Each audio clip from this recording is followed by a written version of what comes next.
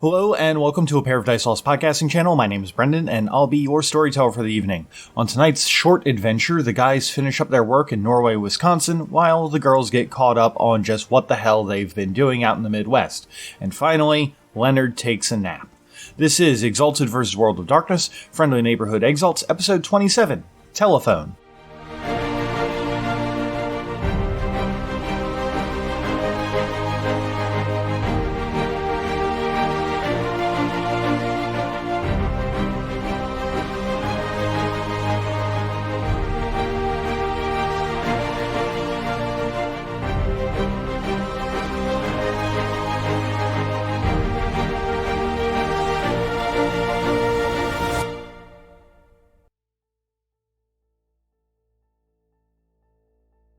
I am going to, now that we're out of its mouth, rub the Hodag's belly. You did such a good job, bud. But it was still hungry.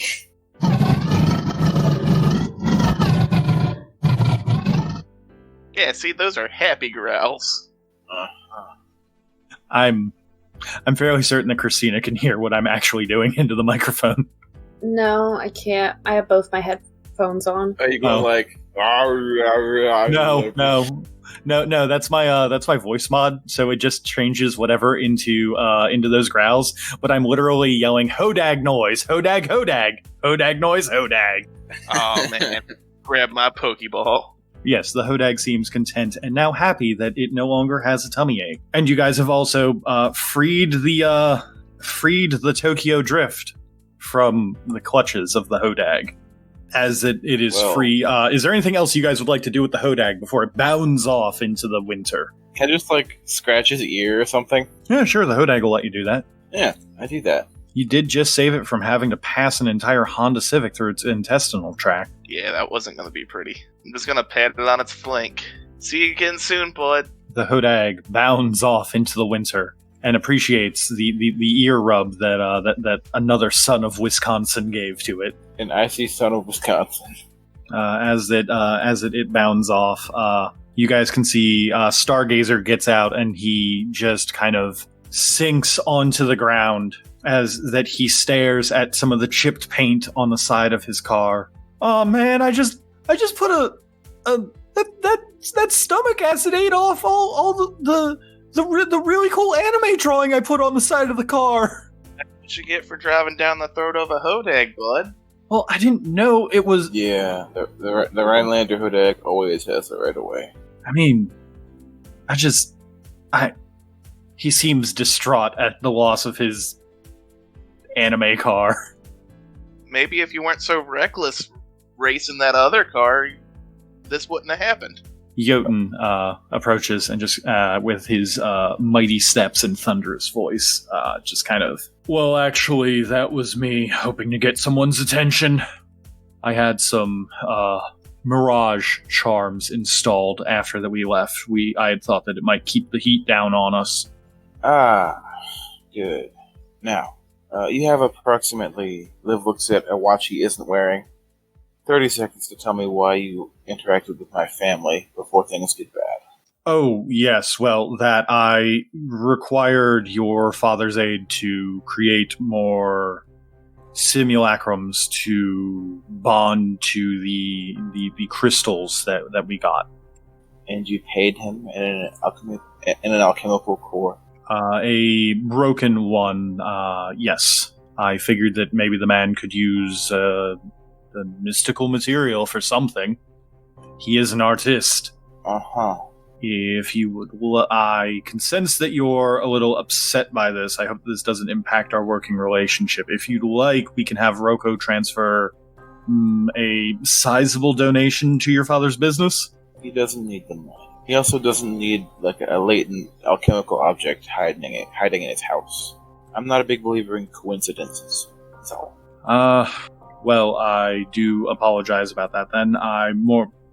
Let's call it a calling card of sorts. We figured that we might run into you all again soon. It's part of the bonus of having a star metal alchemical on my side. He tends to be in tune with fate. Liv just kind of rubs the bridge of his nose and tries to go back to fixing his beat up Pinto, and he drags the alchemical with him. Good, you can help me fix my car. He grabs him by the ear. Pretty much, like, you know when someone, like, puts a hand between your collarbone and your neck? Yeah, the power grip. Yeah, it's one of those. I just, like, drag him along with me to go fix my shitty Pinto. You feel in charge. He certainly does not. He follows you to the shitty Pinto, and he nods, and, well, then as thanks for helping us, I will certainly, help fix this up, and he effortlessly opens up the hood, and you see his hands basically begin to like unfold into like wrenches and sockets and like welders and stuff, and he literally begins to fix your car up like new. Now, I want you to know, if this thing explodes, it's not on Ford anymore. It's all on you. Know that while you do this. Yes, of course. I'm sure that what I'm doing here will void the warranty on this Ford. Liv says that knowing damn well that Pinto's gonna explode within a year anyways. I'm honestly surprised it already hasn't. So then, I assume that did you all bring the gift with you, the orichalcum? Yeah, Mr. Liv's dad said I could use it to make make the blade for the sword that we stole from the museum. That way we can LARP to beat up that monster in the subway. Ah, yes, that must be why the things are in motion so quickly. The red star approaches, and things will get interesting soon. Well, if you wish, I can create a, what was the term? Diclave, I believe? Yeah, that's the word for the really big swords, right? I think that's what Marcy said it was. Yes, well. That only Jotuns can do it. But you're not a Jotun, you are Jotun. Yes, I can certainly do that. I'll just need to make it to my my factory, and then I'd be happy to help. It's not too far from here. Are you familiar with Norway? Oh yeah, that's where Mr. Liv's dad told us to go. We're catching a plane there. Jotun looks to Liv very confused. Just to clarify, you do mean Norway, Wisconsin, correct? That I do, the city which sleeps in the shadow of the Iron Mountain. He cannot. Bless his heart, he cannot for the life of him understand that we are going to Norway, Wisconsin, and not Norway, the country. You know, for the sake of moving forward, Wisconsin's pretty much American Norway anyway, so it doesn't really matter. Oh, why didn't you say we were going to the Norway in America? Yeah, that's like right up the road. It's like how, you know how Florida is Australia? No, Australia's Australia. Never mind.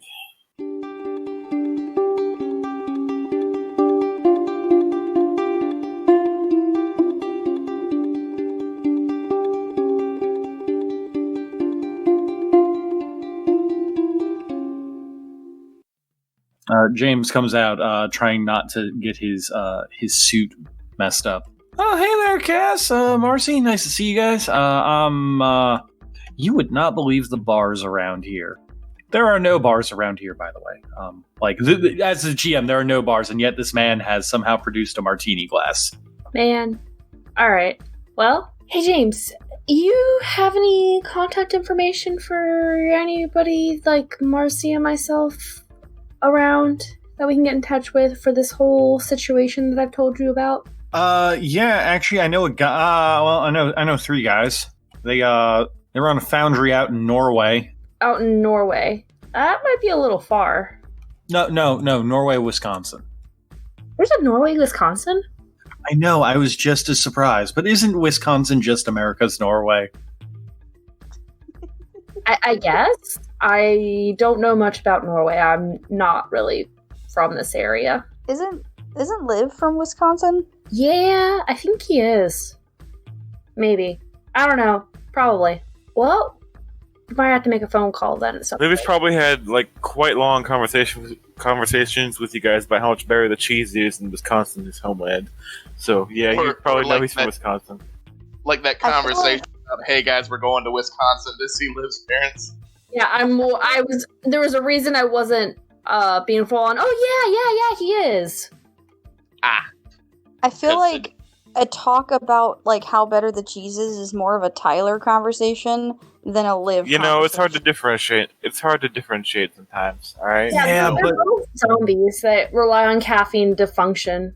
How much better the cheese is definitely a different conversation, even on Tyler level, for Tyler versus a Wisconsinner. Yeah, I mean, Wisconsin mozzarella, clearly. Like, it's religion. All right, now that we've had a 5-minute conversation about cheese. Cheese Would is you important. you expect anything less from this podcast? Oh yeah, definitely not.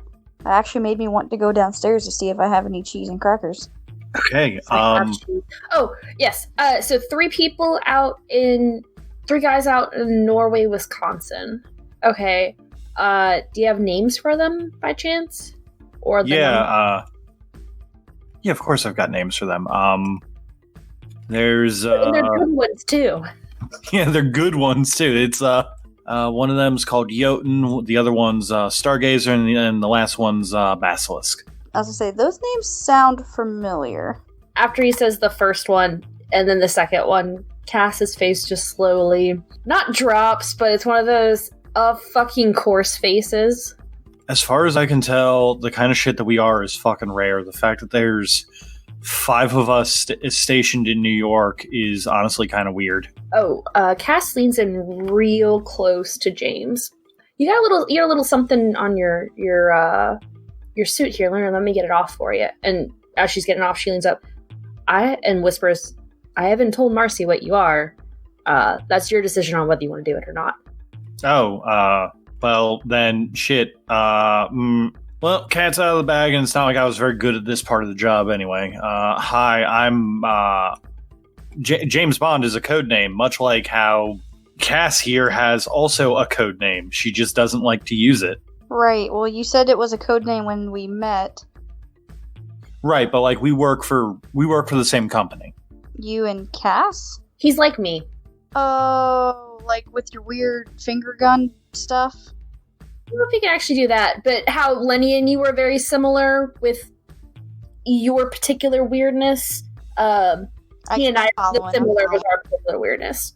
I follow now. I follow. Yeah, he just kind of goes, yeah, those are the only ones I know. I've been looking into it, and honestly, it's a miracle that as many of us showed up in New York as anywhere else. The only other ones that I found are through searching through some records. Like there's some in there's like one in the whole country of Brazil. There's a lot over in Europe. There's like 3 or 4 in Russia. There's a bunch more of a weaker variety that I've found. They work with like elements, but not stuff like us. Yeah, no, I think I know what you're referencing. After this crazy winter vacation or whatever we want to call it, I think I'm catching on. It's just, it seems like the fates have kind of had a lot of us convene in the same spot where this is happening. Oof, there's one guy over in the Middle East that I am not fucking with. He's like, I'd say he's like your doctor friend. Oh. Yeah, those things are super rare, apparently. Well, considering how I assume he was created, for lack of a better word, I would guess so. Anyway, good luck with the vampires. I'm gonna try and see if maybe we can work on. Hogan's gonna go see if we can work on some things here. Yeah, at this point, just anybody can reach out to would be helpful. Anybody willing to help, but please make them aware of what that help entails. Yeah, of course. Whenever you see Lenny again, just tell him that Terry says hello. Can do. Marcy's gonna look at him weird for a moment and be like, wait a minute, you know Terry too? Yeah, he's a good guy. Cass is just gonna eye James and then look back to Marcy and just not say anything. That guy must really get around. So you guys go and take the car out of the Great Peace Meadows and back to New York.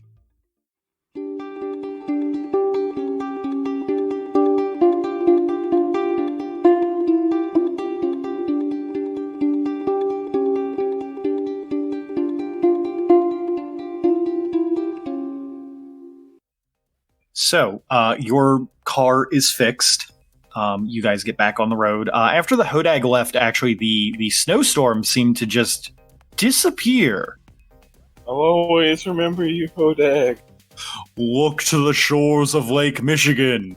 Upon Beaver Island, I shall wait for you, Liv. Get the fuck out of here. So, you guys get back on the road and go to Norway, Wisconsin. There is an abandoned. There's a very large, what looks like from the outside, abandoned building. As the group pulls into it, and you all are allowed in as well, you can see that it is not that. There is something very similar to the magics wrought on the Honda Civic that you followed here on this building, only at a scale that is much, much larger. This thing looks like it could take up maybe this factory in here. Looks like it takes up is about, from the inside, about the size of half of New York. Oh boy, this is a big place. There is noise aplenty as servitor robots and other constructs move about this place, saying prayers to the metals that are poured as forges burst with life, and the actual machines and things that they create are everything from simple things like doors and things that like just very simple things like chairs, doors, whatever. But then it goes all the way as you kind of follow the production line, so to speak. It gets into more complex things. Circuit boards, monitors, everything that you can think of is being created within this one area. So we got teleported to Mars. Heard. Mars, Norway. Praise the Messiah. Well then, Leonard, you said that you required a diclave. Liv, do you require anything? I don't know what a diclave is. Some big sword? No, it's not really my style. Well, if you can think of something more your style, I'm in the... And he kind of checks his watch and everything. It's a little early after I just finished a run, but I am in a gift-giving mood. Yep, you just made that connection, didn't you? What connection, Cody? Happy Hogsmiths. 3 guys running around handing out presents on a beat-up Honda Civic. Oh man, I wasn't even meaning to do that. I was making up the connection that this guy might be Santa Claus. Yeah, the only the difference between this and Hogsmiths is it's a Honda Civic instead of an El Camino, and there are fewer hogs tied to the front. I'll consider what you said. Nothing at the moment. Of course. And would you all like to call up the other two who helped you out, see if maybe they require anything? I'd hate to leave your circle out of this. Yeah, I'm pretty sure, I know Cass uses her finger guns, but Marcy might want a new gun. Cass might want a new gun too. She might dual wield, hold one in her mouth, shoot with her finger guns, like that guy in that pirate cartoon, but with guns. What a nerd. Yes. I too enjoy the Narutos. I want you to know that actually hurt me to say. No, it's not Naruto. It's Dragon Ball and Hunter. Treasure Planet. Treasure Planet. I like it. You lose a lot of things chasing a dream. Alright, so pulling out the cell phone and dialing Marcy by memory. Right. We can, once you guys have had a little bit of time to think on it, because obviously I know what the Cody's getting, because I've talked to him at length about this, but if you guys want basically a free wonder or a free artifact or, a free basic thing for the final battle that's your cool new item going into the last dungeon, hit me up and we will discuss it. I would have thought on it if I knew. I wasn't aware. So I honestly did. So full disclosure, I honestly expected you guys to just fight the Hodag and then find the Honda Civic, and they were gonna just make the diclave because they would have been upset that you straight up murdered an ancient beast. 1, do no harm. 2, I am a son of Wisconsin and I can't kill my local cryptid. That's against the rules. It's against the law. No, you're right. I'm sure that there is actually a Wisconsin law that says do not harm cryptids. Oh no, leave that Hodag alone there. He's just passing by. Leave that there Hodag alone. He wouldn't exist if you were doing what you were supposed to in the first. He's a swell fella, actually. He's misunderstood. Yeah, because I know that I'm kind of putting you guys on the spot. So, like, if we can figure that out before next game, or at the very latest before the super dungeon or whatever. Liv's coffee mug double as a rocket launcher. But yes, you guys are currently in definitely not Santa Claus's workshop. Is there anything else you guys would like to do? Unless we wanted to go, like, grab some spiritual water from the Great Lakes or something. I don't know. Brendan tempted me with going to Lake Michigan to find the Hodag on the shores of Beaver Island, which is a real place. I do like me some Great Lakes. Do you want to go befriend cryptids before the final confrontation? Is that what I'm hearing? I feel like if we don't do that with Marcy, I would be doing her a disservice. I'm here to kick ass and pet cryptids, and I'm all out of asses to kick.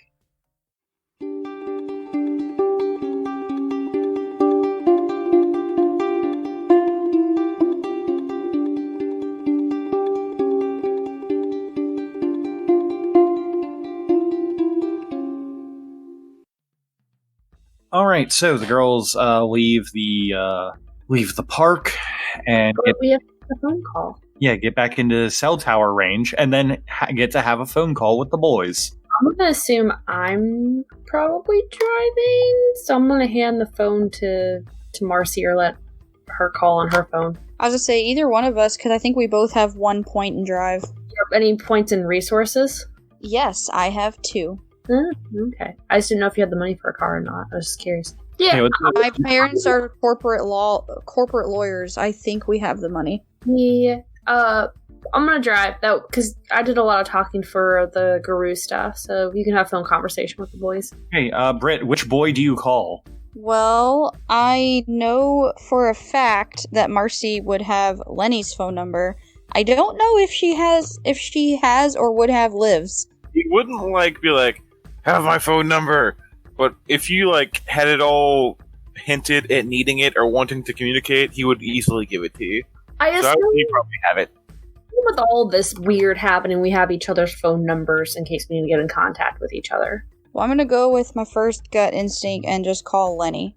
Okay, Lenny, you're hanging out when the dulcet tones of "Be a simple kind of man" start belting out of your cell phone. Because I just assume that your ringtone is "Simple Man."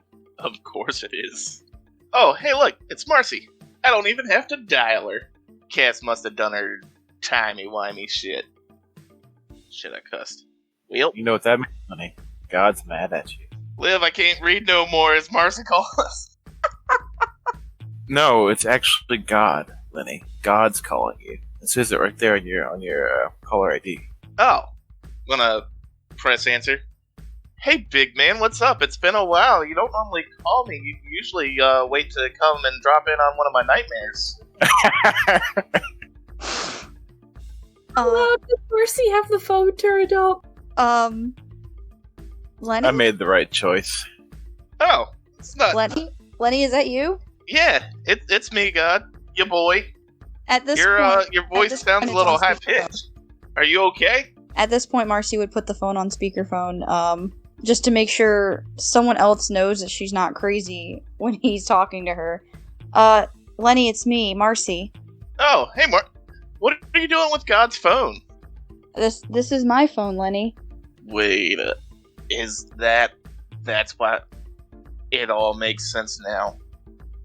Liv, Marcy's Yeah, man. God. They've got the same cell phone number. Whoa. Is just sitting there driving and has her hand out and flicks a cigarette out. Are they doing drugs while they're out in Wisconsin? Like, is that what's in the cheese? Lenny, focus. It's Marcy. I'm not God. Oh, Lenny, I must have read the name wrong. I'm sorry. Oh, okay. Sorry, Liv read the name wrong. I had to. Too much cheese. You know. It was, yeah. I'll put you on speaker. It was the cheese. What's up? We were just talking with this guy named James Bond and Hogan, and they were saying that we might be able to get some more help with some people like us. who are in Norway, so we need you guys to go to Norway. Norway, Wisconsin. Yes, Norway, Wisconsin, 10 miles south of Disco. We're already here. It is definitely not 10 miles south of Disco. I It's just threw a number. I just threw out a number. Hour and some change drive, boy. 3 hours and some change. That's like 10 miles in Wisconsin. It's down the. What's that thing? What's that thing that Wisconsin? It's it's up there a ways. It is up there a Right. ways. It is like actually super close to the Canadian border. Right. So, wait. I thought, is that where your parents live? No, apparently Disco. Then why are you in Norway? Yes, because we had to find the Jotuns in Norway. Yeah, Mr. Liv's dad told us to go look there. Thanks, fate and destiny and bullshit. Right. So Kinda while awful, you're isn't in, it? so while you're in Norway, we need you guys to look for, what was it, Cass? A factory? Yeah, I think. Jotun's factory. We're already here. Yeah, they're offering to make us Christmas presents. Do y'all want anything while we're here? An answer to our problem. Yeah, that's what my sword's for. Anything else? A nuke. Jotun, Cass is asking you to make her a nuke. How long do you think that'll take? I'm forbidden from dealing in the mortal sciences. I'm only allowed to deal in the mystical arts. A mystical nuke, then. Ah, yes, a nuke that flays the souls of the living and the dead alike. That sounds so fucking metal, dude. At least 2 of them were dropped in Bangladesh earlier this year. I will pass on that, considering the population density of New York. And also, I don't want to have friends who I owe favors to expire prematurely. Hey, Marcy, you can get a new gun. A new gun would be pretty cool. I just imagine Marcy with a set of Pokeballs for catching cryptids. I could use them to catch ghosts and other assorted creatures of darkness. Ghosts and stuff? Yeah, ghosts and shit. So anyways, we need you guys to talk to Jotun and his buddies. I think their names are Basilisk and Stargazer. And see if they are willing to help with our endeavor in the subway. Hey, Jotun. Do y'all want to help us, fight a giant vampire monster? We will offer as much assistance as we're allowed. Jotun gave us an excellent non-answer.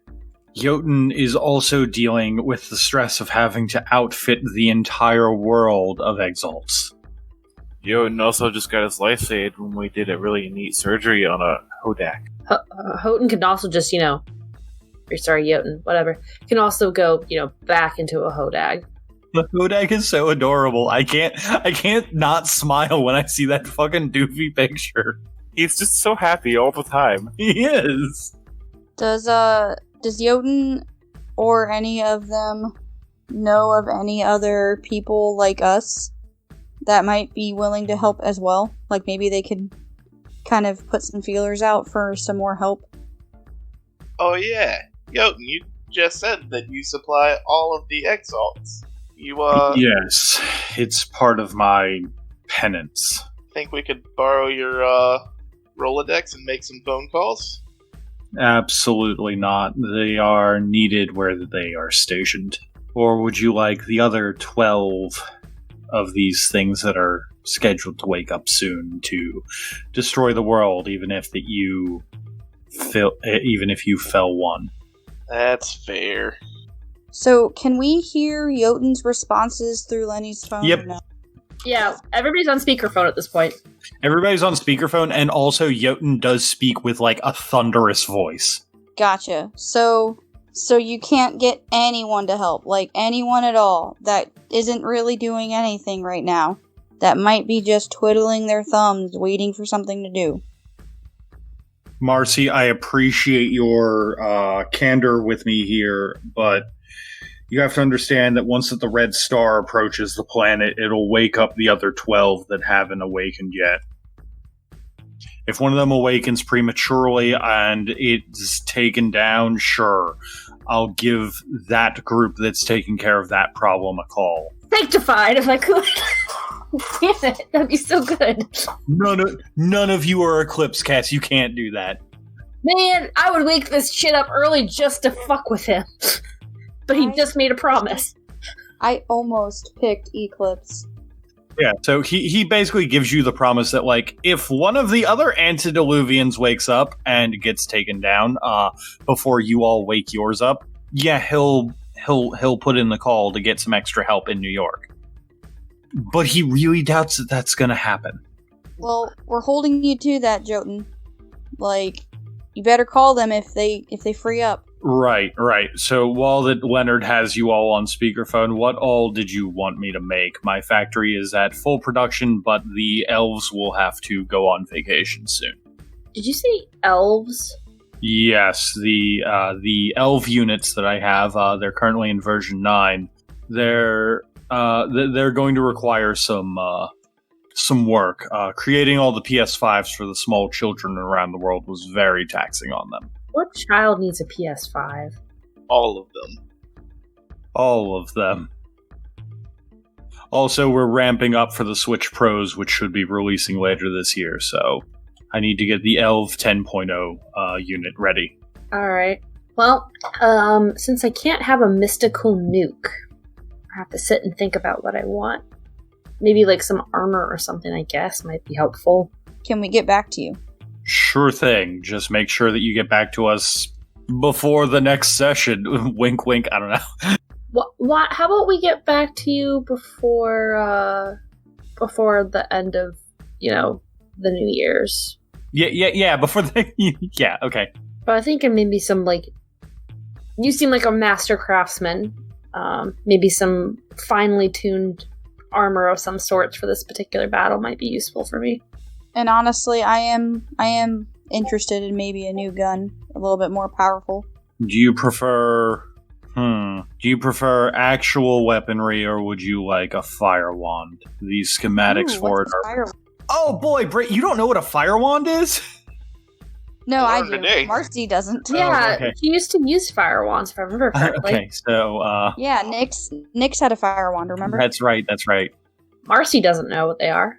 A fire wand is basically a thing that is shaped like a gun, but instead of shooting out bullets from it, it shoots out large gouts of flame, much like a flamethrower, but not a consistent stream. And also they're fairly long range. So, like, it shoots balls of fire? Yes, you could say that it shoots fireballs. Ooh, that actually sounds pretty cool. I might take you up on that one. Goodness gracious, great balls of fire. Britt, you know, as just being a creature that exists in the world of darkness, that fire causes aggravated damage to everything.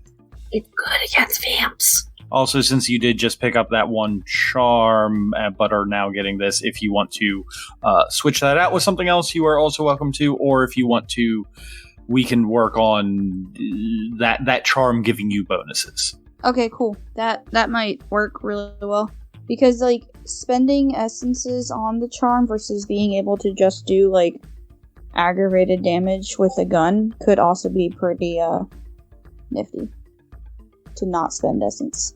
Yeah, so I'm totally cool with doing something like that. Okay, cool. Well, yeah, I'll definitely get back to you once I think on a little bit more, but that's awesome. Thank you. Fire wand, armor, whatever Liv wants, and Dieclave for Cody. Unless, of course, Christina changes her mind between now and when this all gets made. Yeah, I'm gonna take a look at what I have, but I mean, armor can't be the worst option. Oh, it's definitely a pretty good option. I will tell you that much. Armor is really useful. Especially coming from an alchemical, I assume it's going to be pretty well crafted. You guys are going to be getting weapons that are the equivalent of Artifact from Exalted. They're only going to be an Artifact 3. They're not 1,000 or a 10,000 year Dieclave or anything like that, but they are still an Artifact weapon. Yeah, because the only other thing I would want would be probably a gun if I don't get armor. So anyway, I believe that there was something else to discuss about that call. Yeah. Oh yeah. So guys, I know we're kind of pressed for time, but I'm gonna go on like a little adventure. I have something in mind. What kind of adventure? Hey Marcy, I have a cryptid we need to go hunt. And by hunt, I mean befriend. Say no more. I'm in. Good. See you guys when you get here. Do you tell them where to go? Just meet us in Norway When? whenever you can. Okay. We have a thing we need to do soon, so it'll probably be after New Year's. What day is it now, Brendan? It's like the 29th.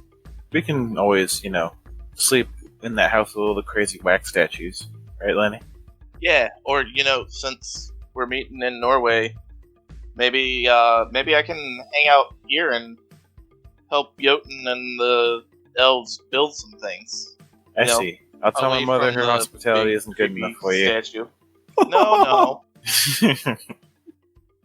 It's the cheese. He's lactose Wow. intolerant. Wow.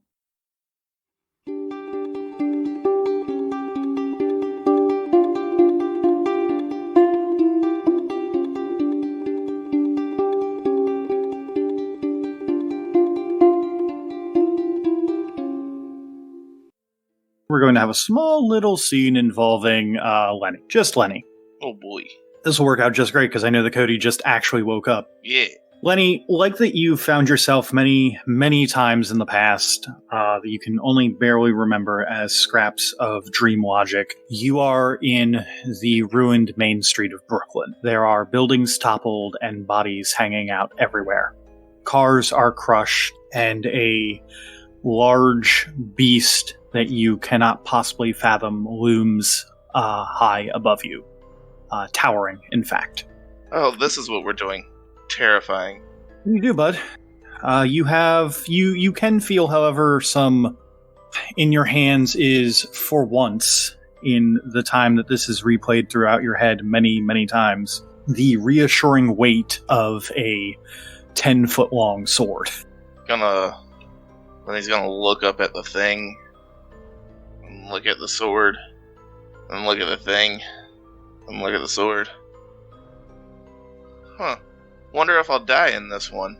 And then go to charge the thing with a sword instead of his fist this time. You go in to charge at this thing with the diclave that you have, and it sends out more arms than should be possible at you. Many, many more arms with weapons bared, and you make it farther than you've ever made it. And as you step in further in, you can see the corpses of your 3 friends who have come before you, who did not make it far enough. You can see Liv and Marcy and Cass, as well as many of your other friends who were there to help you. And your best just wasn't good enough, as this thing brings down a sword bigger than yours on top of you.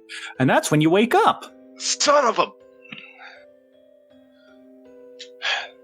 It was just the same dream, Lenny. Just the same dream. At this point, you guys are more or less a couple hours away from Beaver Island on the road. You're about to hit the ferry to go over there. It's been a rough time, and I know that last time I believe I said that you guys were going to deliver the artifacts that Jotun had made for you guys to the girls, but Jotun decided to send the Honda Civic ahead to go and do it. He had a feeling that they might need it. Gotcha. Hey, Liv, bud. How's the drive been? Much as life. Not terribly even. Did you sleep some? What little bit I could. I did get some. Oh, look, we're about to hit the ferry. I like ferries. So you guys are going to get on the ferry, and you guys are going to basically be meeting up with the girls on Beaver Island, as I mentioned. Jotun said that he would have them there basically by time that you got to Beaver Island. Honda Civic, whatever bullshit. It's currently like midday of January 1st, at least for you guys.